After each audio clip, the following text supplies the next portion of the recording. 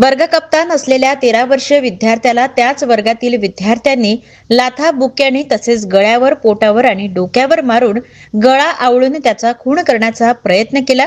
ही धक्कादायक घटना लाखणी जवळील केसलवाडा येथील स्वर्गीय निर्धनराव पाटील वाघाय सैनिक विद्यालयाच्या वसतिगृहात घडली।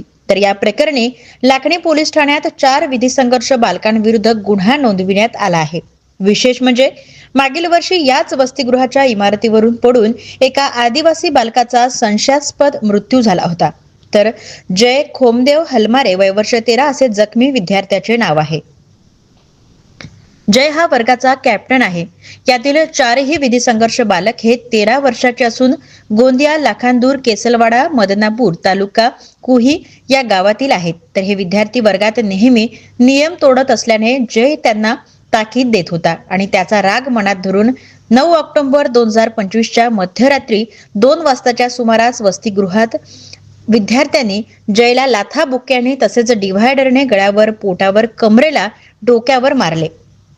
लाकडी दांड्याने डोक्यावर मारून आणि दुपट्ट्याने गळा आवळला आणि हातानेही गळा दाबून त्याचा खून करण्याच्या उद्देशाने मारहाण केली।